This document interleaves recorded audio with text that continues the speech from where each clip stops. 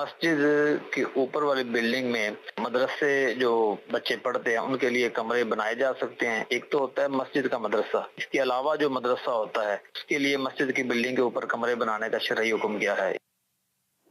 مسجد کی اوپر والی بلڈنگ کے اوپر کمرے بنا کر باقاعدہ مدرسہ لگانا. مسجد بن چکی ہے، مسجد مقرر ہو چکی ہے، اب اس کے اندر جو ہے وہ کمرے نہیں بنائے جا سکتے. مدرسہ بچوں کا لگانا ہو تو بھی کمرے نہیں بنائے جا سکتے. مسجد کے اندر جو اجازت دی گئی ہے بچوں کو پڑھانے کی، اس کی کچھ شرائط ہیں. ان میں سے ایک شرط یہی ہے کہ مسجد کی عمارت کے اندر کسی طرح کی کوئی تبدیلی نہیں کی جائے گی. جیسی وہ مسجد ہے اس کو ویسے ہی رکھا جائے گا. اوپر نیچے کہیں بھی جو مسجد قرار پا گئی اس میں آپ نے اب کوئی تبدیلی نہیں کرنی. ٹھیک ہے. اور یہ تو بڑا ایک اہم مسئلہ ہے، یعنی لوگوں کو اس حوالے سے بعض اوقات وہ دیکھتے ہیں جگہ کی وسعت ہے، سب کچھ ہے.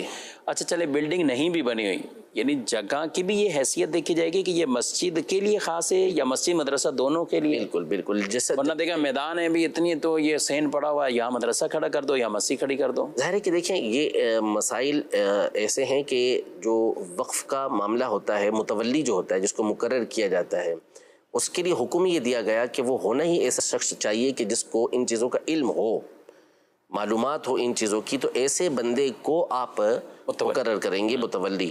تو اس لیے بہرحال ہمارے یہاں تو یعنی کوئی اگر 1,00,000 متولی اس طرح کے نکالے جائیں تو شاید ہو سکتا ہے کہ 2-3 نکل آئیں کہ جن کو ان چیزوں کا علم ہو، ورنہ عمومی طور پر ان چیزوں کا علم نہیں ہوتا. لیکن انتظامی طور پر دیکھ رہے ہوتے ہیں. اگر علم نہیں ہے تو پھر آپ کو جو مفتیان اہل سنت ہیں ان کی بارگاہ میں رجوع کرنا پڑے گا. تو جب بھی اس طرح کے معاملات ہوں، چاہے ابھی مسجد تعمیر ہوئی ہے، تعمیر نہیں ہوئی، کہاں کیا بنانا ہے، کیا نیت کرنی ہے، لازمی طور پر آپ کسی جو ماہر مفتی ہوں ان سے رابطہ کیجیے.